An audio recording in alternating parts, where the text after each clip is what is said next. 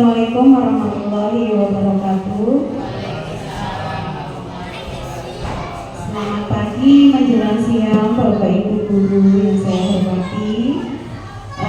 Terima kasih atas waktu luangnya. Semoga kita semua diberikan kesehatan, keselamatan oleh Allah Subhanahu wa Ta'ala, dan acara pada hari ini dapat berjalan dengan baik, serta ilmu yang saya sampaikan di sini, yang saya dapatkan pada pendidikan guru penggerak ini dapat dimanfaatkan bersama dan diimplementasikan untuk kelanjutannya. Baik, langsung saja Bapak Ibu. Kali ini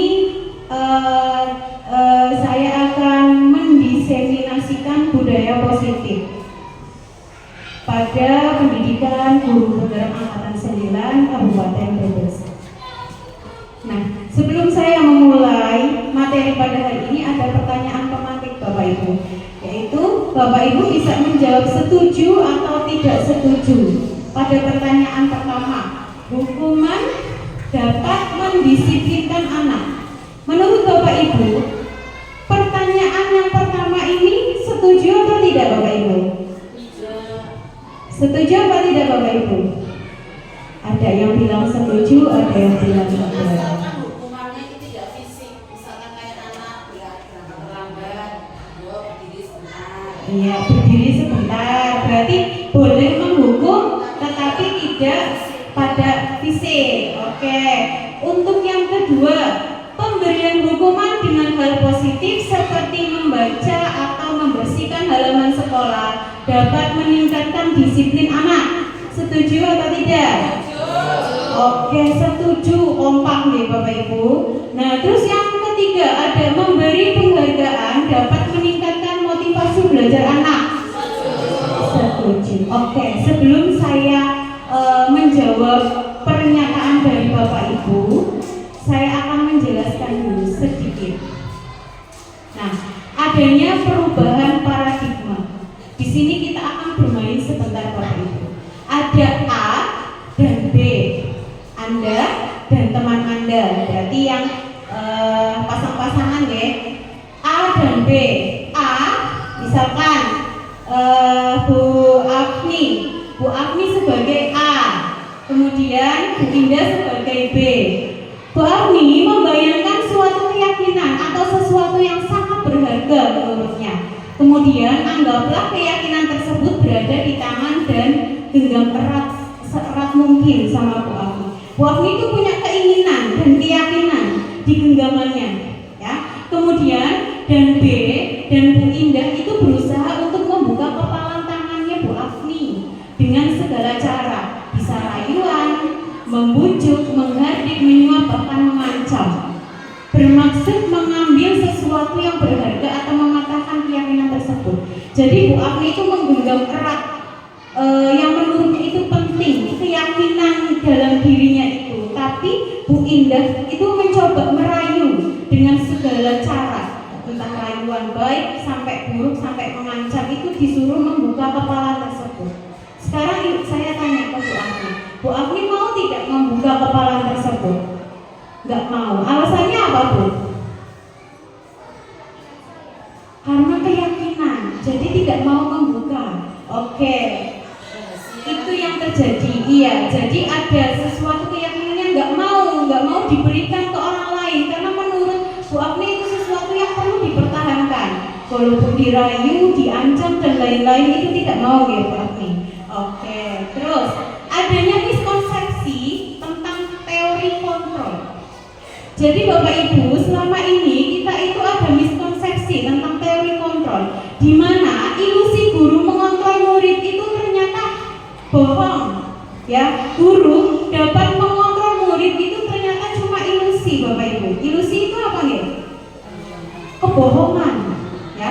Kemudian bahwa kritik dan membuat orang merasa bersalah dapat menguatkan karakter, itu juga ternyata ilusi. Ketika kita memotivasi, ya, memberikan arahan bahwa anak-anak itu bersalah, itu ternyata ilusi. Kemudian bahwa semua penguatan positif, efektif dan bermanfaat. Kita memberikan motivasi itu bermanfaat, itu juga ternyata ilusi. Kemudian bahwa orang dewasa memiliki hak untuk memaksa. Nah, ini yang sering kita lakukan kepada anak didik, kepada anak kita. Ya, kita memilih hak untuk memaksa, memiliki hak. Ternyata itu juga ilusi. Bapak Ibu ngerti nggak kenapa dianggapnya ilusi?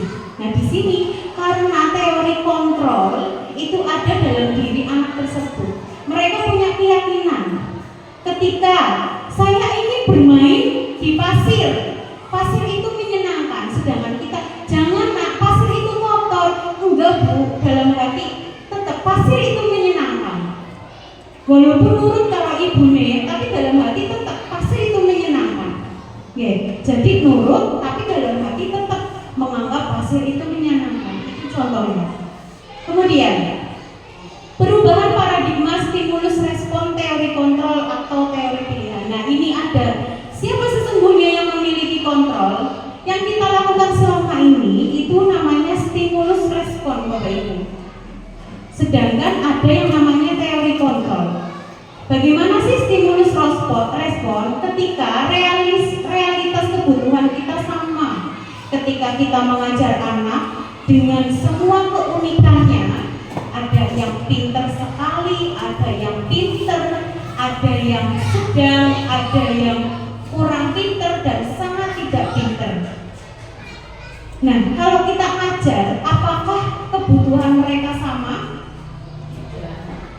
Oke, tidak. Berarti stimulus respon realitas kebutuhan kita jelas tidak sama. Nah, berarti stimulus respon ini tidak tepat. Sedangkan menurut teori kontrol, realitas kebutuhan kita berbeda, termasuk anak-anak. Kemudian contoh yang kedua, semua orang melihat hal yang sama. Ketika anak diberikan gambar apapun itu, misalkan, Bu, ini fotonya cantik, misalkan seperti itu. Menurut si A, menurut si B enggak, ini biasa saja, bahkan enggak, ini jelek. Ya, jadi setiap orang itu memiliki gambaran yang berbeda pada satu objek. Kita nggak bisa memaksa bahwa gambar ini bagus, gambar ini jelek, gambar ini sedang saja, tidak bagus, tidak jelek. Seperti itu konsepnya. Kemudian, apakah makna disiplin? Nah, disiplin itu berasal dari bahasa Latin disciplina yang artinya belajar. Makna asal dari kata ini berkonotasi dengan disiplin dari murid-murid Sokrates dan Plato. Disiplin diri membuat orang menggali potensinya menuju sebuah tujuan, apa yang dia hargai. Nah, kadang kita mendisiplinkan anak, ayo berangkat tepat waktu. Padahal menurut anak, menurut dia yang dia hargai, saya nggak harus tepat waktu karena bu guru saya, pak guru saya juga nggak tepat waktu. Nah, itu disiplin. Sebenarnya itu sesuatu yang dihargai. Namun dalam budaya kita, makna kata disiplin telah berubah menjadi sesuatu yang dilakukan seseorang pada orang lain untuk mendapatkan kepatuhan. Nah, disiplin menurut kita pada umumnya adalah bentuk patuh. Ya, padahal kecenderungan umum adalah menghubungkan kata disiplin dengan ketidaknyamanan, bukan dengan apa yang kita hargai dan pencapaian sebuah tujuan mulia. Jadi karena cuma menghindari ketidaknyamanan, soalnya kalau terlambat nanti dihukum Bapak Ibu. Jadi anak-anak mending patuh saja daripada dihukum, bukan untuk mencapai suatu tujuan yang mulia atau keyakinan bahwa kalau tepat waktu berarti kita sudah disiplin, seperti itu. Kemudian ada yang namanya disiplin positif. Apa sih disiplin positif? Yaitu cara penerapan disiplin yang mengajarkan anak bertanggung jawab dan menumbuhkan kesadaran diri berdasarkan nilai-nilai kebajikan. Disiplin positif ini lebih ke disiplin diri yang dapat mengontrol diri dalam melakukan segala tindakan. Disiplin diri dapat membuat murid memahami dan menyadari berdasarkan motivasi intrinsik, bukan akibat paksaan, pujian atau hukuman. Jadi disiplin diri ini tumbuh karena ada motivasi intrinsik, keyakinan, bukan karena paksaan atau pujian, bahkan hukuman. Itu yang namanya disiplin. Nah, ada yang namanya nilai-nilai kebajikan. yaitu nilai yang disepakati bersama lepas dari suku bangsa, agama, bahasa maupun latar belakang. Ini adalah nilai-nilai kebajikan. Contoh nilai-nilai kebajikan itu ada disiplin, tanggung jawab, tentang kebersihan, dan lain-lain. Semua adalah nilai-nilai kebajikan. Nah, ada yang namanya kebutuhan dasar manusia. Adalah sesuatu yang kita lakukan untuk mendapatkan apa yang kita inginkan. Seluruh tindakan yang kita lakukan memiliki tujuan tertentu, dan semua usaha terbaik yang kita lakukan adalah dalam rangka agar kebutuhan dasar kita terpenuhi dengan baik. Jadi setiap manusia dari bayi sampai tua itu punya kebutuhan dasar. Apa saja sih kebutuhan dasar manusia? Ada 5, Bapak Ibu. Yang pertama itu bertahan hidup. Kebutuhan paling utama itu adalah bertahan hidup, meliputi makanan, pakaian, tempat tinggal, keamanan, dan kesehatan. Oke, Bapak Ibu, betul ya? Kebutuhan paling utama adalah bertahan hidup. Kemudian kebutuhan kasih sayang dan rasa diterima. Rasa diterima, dipedulikan, berbagi, kerjasama, menjadi bagian dalam kelompok. Kenapa sih kita butuh kasih sayang? Coba Bapak Ibu, di dalam instansi ini, ketika kita merasa tidak disayang, tidak diterima oleh rekan sejawat, apakah Bapak Ibu betah di sini? Mboten nggih. Jadi kasih sayang dan rasa diterima itu juga butuh untuk rasa nyaman, untuk rasa senang berada di sini. Kemudian ada kebutuhan penguasaan. Penguasaan di sini bentuknya itu harga diri, keinginan untuk dianggap, memimpin, berprestasi, diakui dan didengar. Penguasaan di sini itu ingin dihargai, ingin dianggap ada di sini. Jadi misalnya Bapak Ibu di sekolah ini ada suatu acara, tetapi tidak dilibatkan, apakah Bapak Ibu nyaman?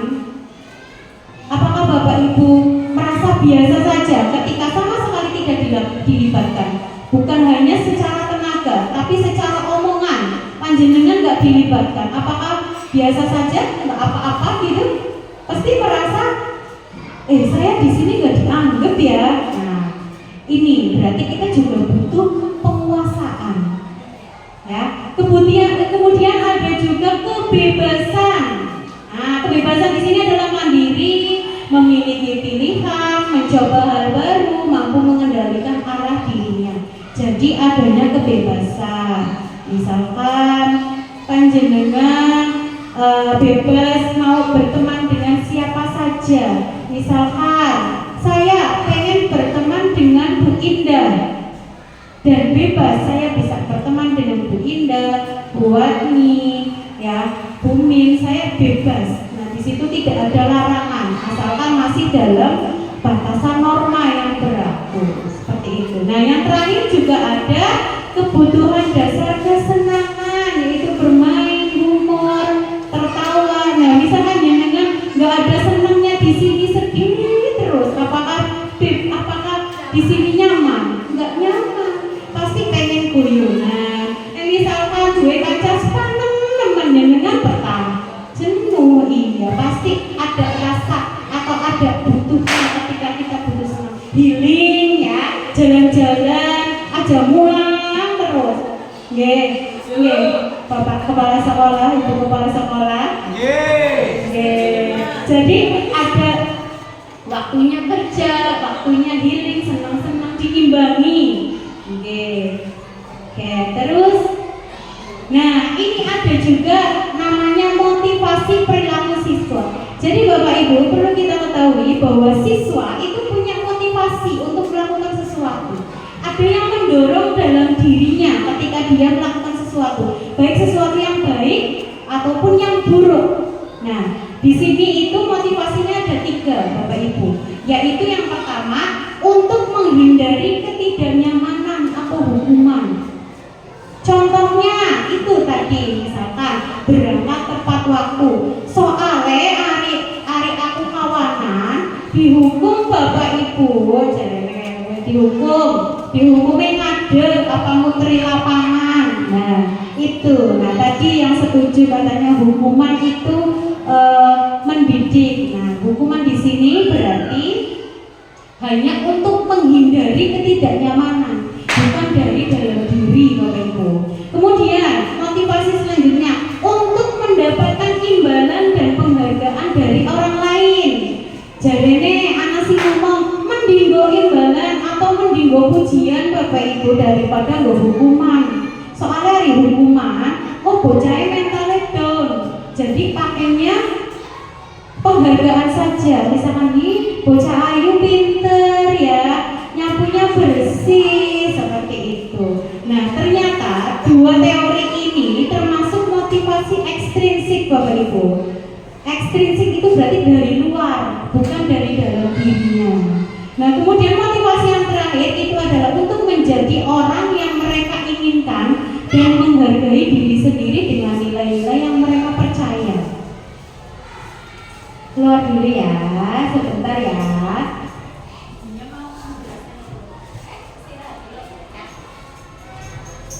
Nah, ini motivasi yang terakhir ini baru yang namanya motivasi intrinsik, yaitu ketika mereka ingin menjadi orang yang menghargai diri sendiri dengan nilai-nilai yang mereka percaya, tumbuh dari dalam diri. Oh, saya berarti harus berangkat lebih awal, soalnya saya tidak boleh terlambat, karena itu adalah sesuatu yang baik buat saya. Saya nggak bakal ketinggalan pelajaran. Nah, itu sebaiknya Bapak Ibu. Jadi motivasinya ada dalam diri sendiri, bukan dari orang lain, baik dari hukuman maupun penghargaan. Nah, ini ada bahasa dihukum oleh penghargaan Bapak Ibu. Ternyata kita kasih penghargaan juga termasuk hukuman. Kenapa? Bahwa penghargaan berlaku sama dengan hukuman, dalam arti meminta atau membujuk seseorang untuk melakukan sesuatu untuk memenuhi suatu tujuan tertentu dari orang yang meminta atau membujuk. Dorongannya eksternal dan akan ada faktor ketergantungan. Beberapa dampak dari pemberian penghargaan. Jadi anak-anak kalau selalu kita kasih penghargaan itu ternyata bisa ketergantungan Bapak Ibu. Pengennya dimainin terus, dipuji terus. Kalau nggak dipuji langsung Bapak Ibu guru nggak muji aku lah, males. Bapak Ibu udah nggak sayang sama aku, soalnya nggak muji-muji aku. Ternyata seperti itu Bapak Ibu. Nah, kenapa?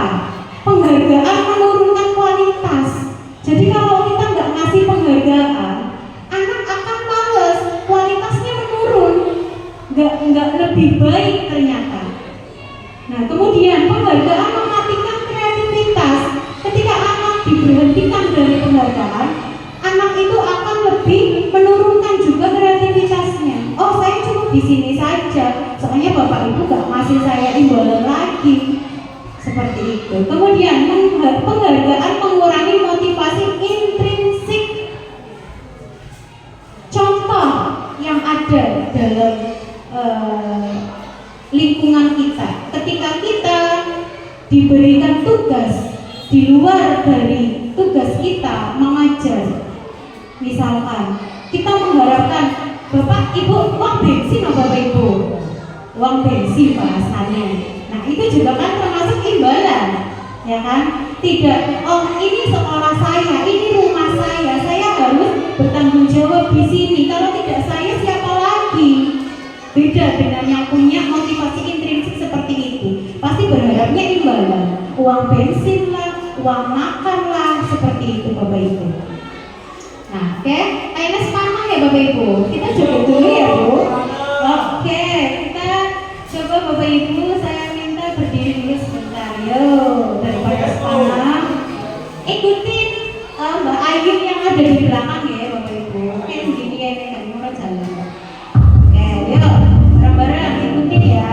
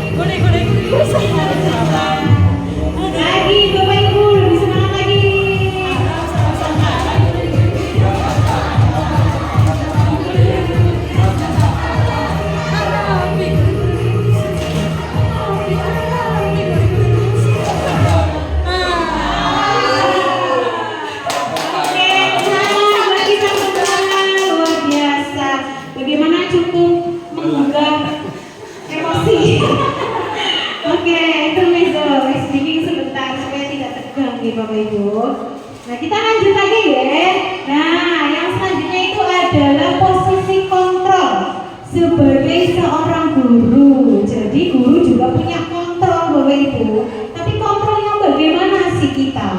Kita bisa menempatkan diri dari kelima posisi kontrol ini Bapak Ibu. Yang pertama ada sebagai penghukum. Apakah Bapak Ibu mau jadi sebagai seorang penghukum? Nah, kemudian ada lagi sebagai pembuat merasa bersalah. Kemudian sebagai teman, sebagai pemantau, dan sebagai manajer. Menurut Bapak Ibu, dari kelima posisi kontrol ini, manakah yang paling baik Bapak Ibu? Nomor 3 sebagai teman. Oke, sebagai teman. Di sini saya akan memberi contoh penerapan 5 posisi kontrol guru. Di sini ada kasus Bapak Ibu. Kasusnya siswa tidak memakai atribut lengkap saat upacara bendera. Nah, ketika kita menjadi penghukum, posisi kontrol sebagai penghukum, kita akan menyuruh anak hormat pada bendera selama 1 jam. Itu ketika kita menjadi seorang penghukum. Kemudian, ketika kita menjadi posisi kontrol pembuat merasa bersalah, kita akan melakukan atau ngomong ke anak, berapa kali Bapak Ibu harus memberitahu kamu selalu saja mengecewakan Bapak Ibu. Itu Bapak Ibu. Kemudian ketika kita memposisikan diri sebagai teman, ayo dong ikuti aturan sekolah, tolong bantu Bapak Ibu ya sekali ini. Ya sudah, tidak apa-apa, lain kali jangan sampai berbuat seperti ini lagi ya. Nah, kemudian ketika menjadi pemantau, kamu sudah melanggar peraturan sekolah. Kamu tahu konsekuensinya? Setelah upacara kamu beli atributnya ke koperasi dan jangan diulangi lagi. Itu ketika kita menjadi pemantau. Nah, kemudian ketika kita menjadi manajer, apakah kesalahan kamu? Apakah kamu tahu kesalahanmu? Kira-kira bagaimana kamu memperbaiki kesalahanmu? Ya, itu adalah respon kita kepada anak ketika kita menjadi 5 posisi kontrol. Nah, sedangkan dalam dunia pendidikan, guru diharapkan menjadi manajer Bapak Ibu. Manajer. Jadi kita tanya dulu ke anak, kamu tahu salahmu di mana? Terus gimana sih cara kamu memperbaiki kesalahanmu? Seperti itu. Kenapa? Saya akan jelaskan di sini. Ada yang namanya segitiga restitusi dalam penyelesaian masalah Bapak Ibu, di mana guru yang berperan sebagai manajer menggunakan segitiga restitusi dalam penyelesaian masalah, yaitu melalui 3 tahapan. Yang pertama dengan menstabilkan identitas, yang kedua dengan validasi tindakan yang salah, dan yang ketiga dengan menanyakan keyakinan.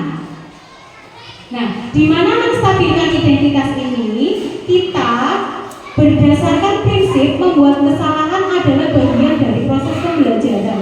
Jadi ternyata salah itu tidak salah-salah teman Bapak Ibu, tapi ketika salah kita bisa belajar dari kesalahan tersebut. Betul nggak Bapak Ibu? Nah, itu jadi kita nggak boleh menyalahkan anak secara mentah-mentah, tapi kita bisa menggodok kesalahan tersebut menjadi proses pembelajaran yang berarti bagi anak. Kemudian menggeser dari identitas gagal ke identitas sukses, di mana kesalahan tersebut bisa menjadi kesuksesan dengan belajar. Kemudian validasi tindakan yang salah berdasarkan prinsip setiap perilaku berupaya memenuhi suatu kebutuhan tertentu. Guru akan bergeser dari pemikiran stimulus, respon menjadi proaktif, mengenali dan mengakui kebutuhan murid, dan akan memperbaiki hubungan dengan murid. Jadi kita juga memvalidasi mana yang salah dari anak. Nah, kemudian menanyakan keyakinan. Murid akan diberi pertanyaan-pertanyaan bermakna untuk memunculkan motivasi secara intrinsik, motivasi pada dalam diri anak tersebut. Kemudian mampu mengaitkan keyakinannya dengan tindakan yang salah. Berarti keyakinan anak tersebut, misalkan keyakinannya apa dikaitkan dengan kesalahan. Berarti tindakan kamu salah atau benar kalau dikaitkan dengan keyakinan yang sudah ada. Nah, ini adalah contoh penerapan 3 restitusi Bapak Ibu.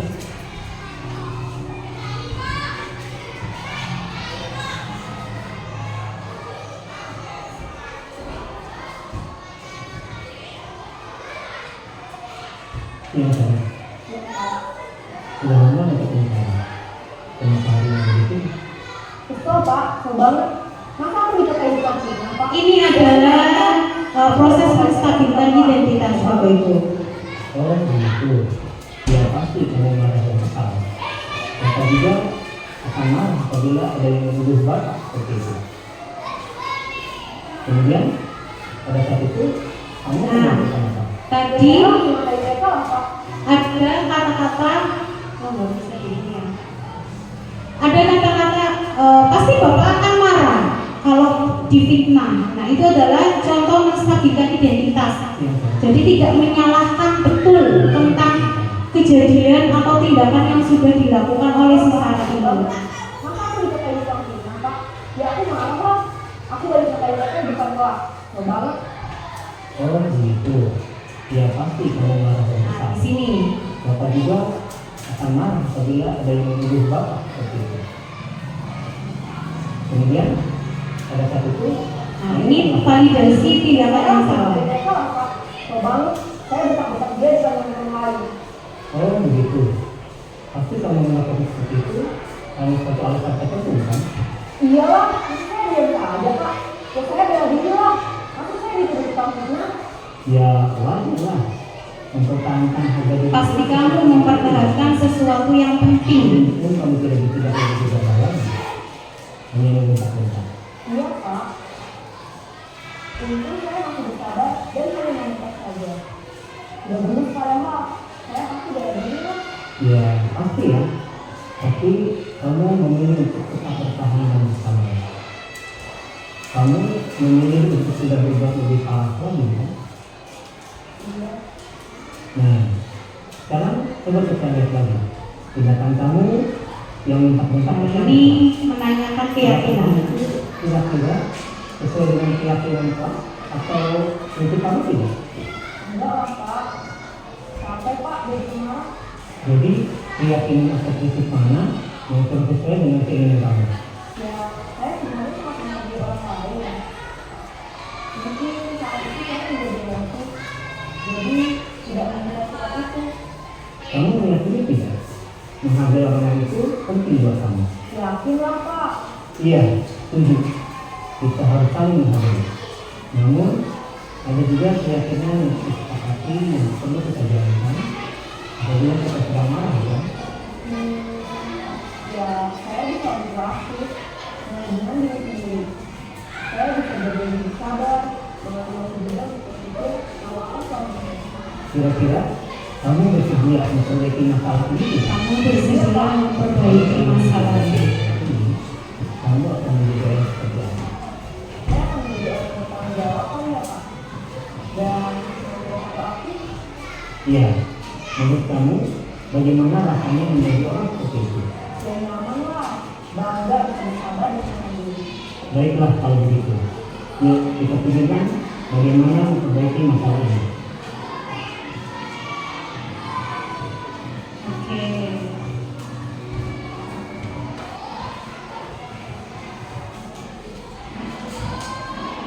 Dari film pendek tersebut sudah dicontohkan proses pertama menstabilkan identitas. Jadi ketika anak salah atau anak melakukan kesalahan, kita tidak perlu menyalahkan anak. Yang dia butuhkan adalah merasa tenang Bapak Ibu dan tidak merasa takut ketika sudah melakukan kesalahan. Jadi tetap ada kata-kata, oke, baik.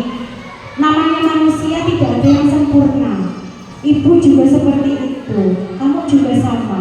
Mungkin dengan kata-kata seperti itu, jadi membuat anak bisa lebih tenang. Kemudian validasi tindakan yang salah, menggali lagi anak tersebut. Jadi kita tidak boleh, kamu itu salah tadi karena seperti ini. Tapi biarkan dia yang berbicara, dia yang menyatakan iya saya salah pada tindakan yang ini karena sudah bentak-bentak seperti itu. Setelah itu baru menanyakan lagi, menurut kamu tindakan itu tidak sesuai dengan keyakinan yang seperti apa? Nah, anak lagi yang menjawab. Jadi semua proses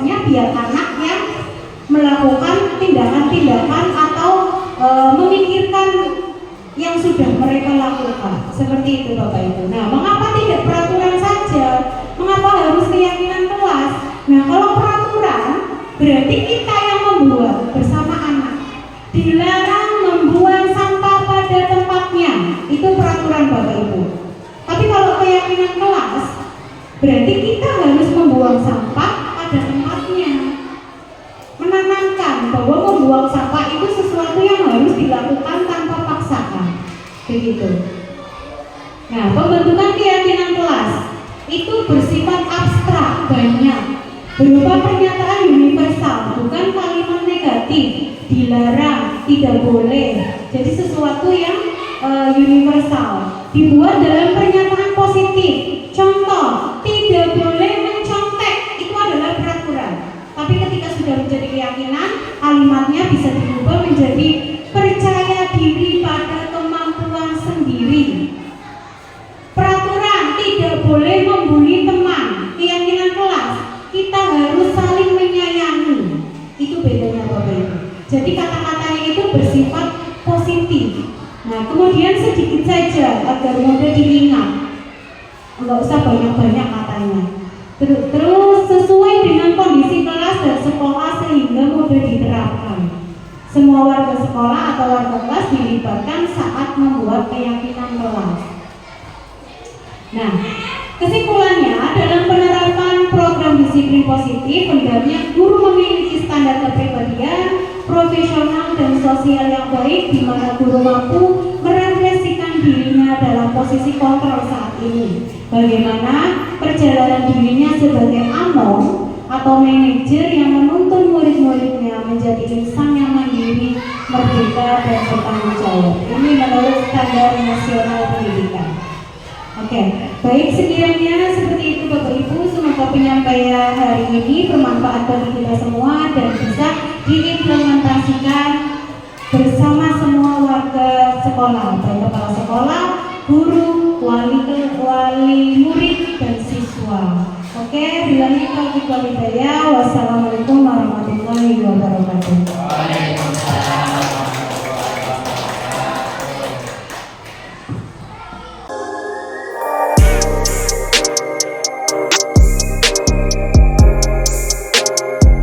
Oke, assalamualaikum warahmatullahi wabarakatuh.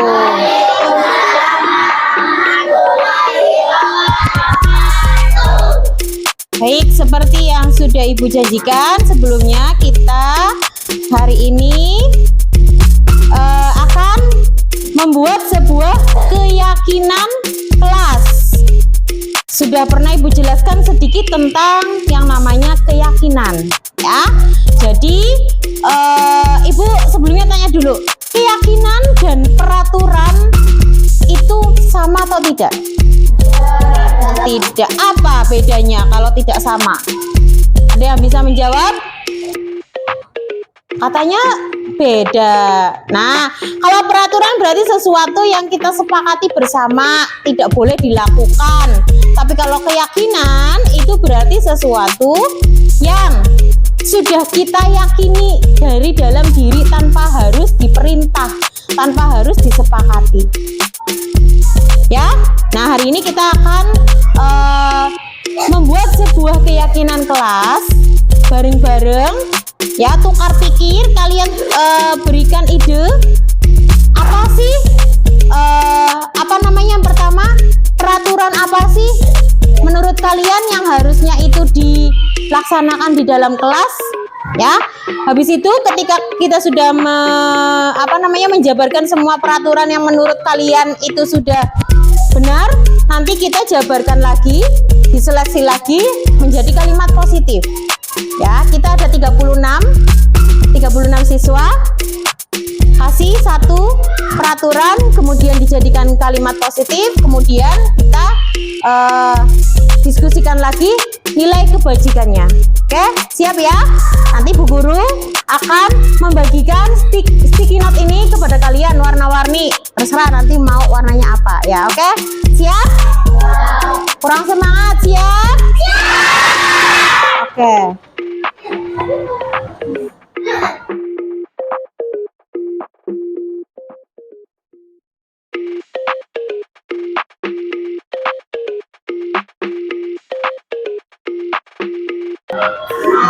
Oke, sudah dapat semua ya? Sudah dapat semua ya? Kertas sticky note-nya. Sekarang kita mulai. Siap belum? Kurang keras. Sudah. Oke, kita mulai. Dari peraturan, silakan kalian menuliskan satu peraturan yang menurut kalian harus dilaksanakan di kelas 6B ini.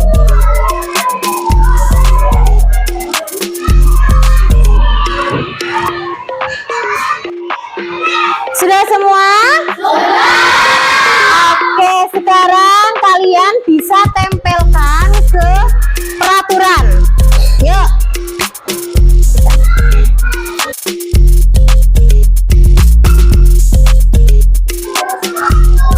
Nah, semua peraturan sudah dituliskan oleh kalian ya. Kemudian kita bareng-bareng sekarang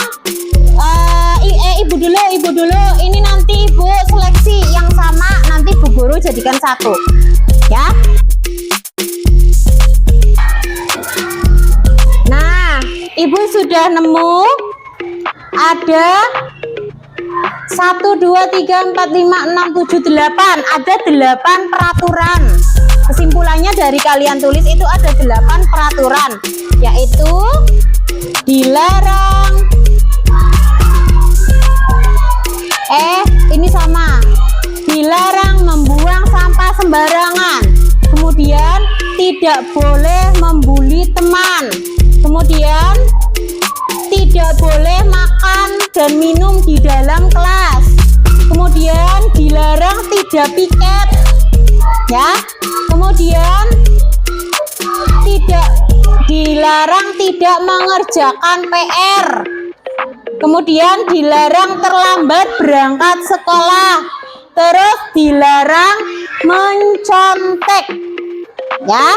Dari 1, 2, 3, 7, ada 7 peraturan. Sekarang kalian bikin kalimat positifnya dari ke-7 peraturan ini ya. Tadi apa saja ibu ulangi ya.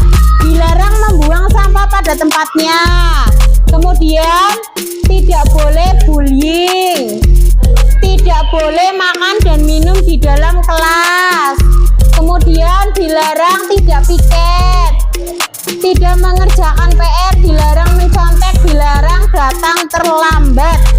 Ayo kalian bikin kalimat positifnya. Ayo yang sudah selesai bisa langsung taruh ke depan, ditempelkan. Ayo biar nggak gembruduk, satu-satu saja.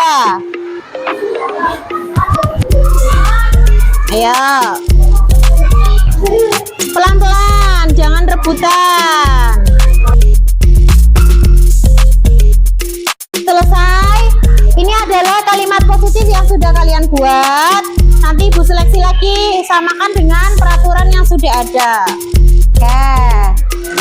Buang sampah pada tempatnya. Nih, berusahalah untuk tidak mencontek. Masih ada kata tidak ya. Jadi tidak.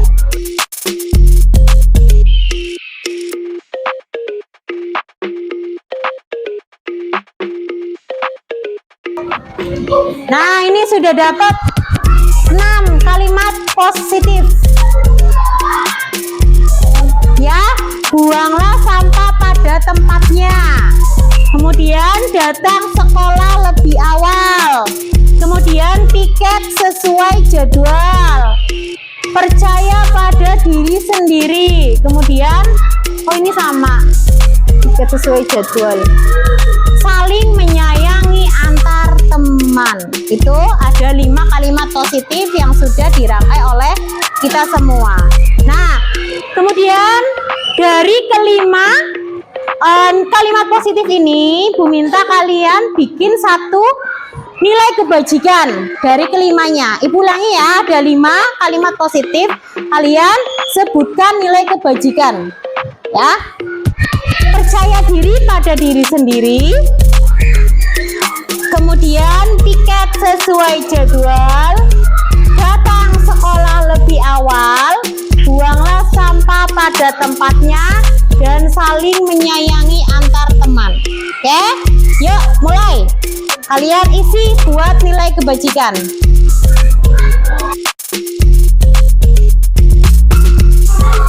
Oke, sudah semua ya kalian menempelkan nilai kebajikan dari kalimat positif ini.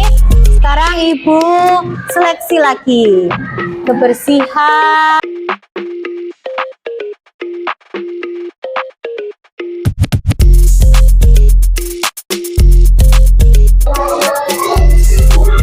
Oke, sudah ada nilai kebajikan 6 ya.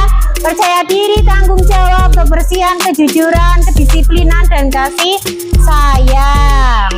Oke, dari yang sudah kita buat ini, berarti kita bisa ambil kalimat positif sebagai nilai keyakinan kelas kita. Oke, bisa menyebutkan lagi keyakinan yang sudah kita buat. Yang pertama,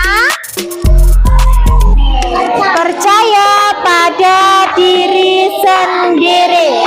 Kemudian piket sesuai jadwal. Terus datang sekolah lebih awal. Terus buanglah sampah pada tempatnya. Kemudian saling menyayangi antar teman. Oke, sepakat? Kurang keras, sepakat? Oke, terima kasih atas waktunya. Semoga kita bisa melaksanakan keyakinan kelas kita dan saling menghargai satu sama lain. Oke, dadah dulu semuanya.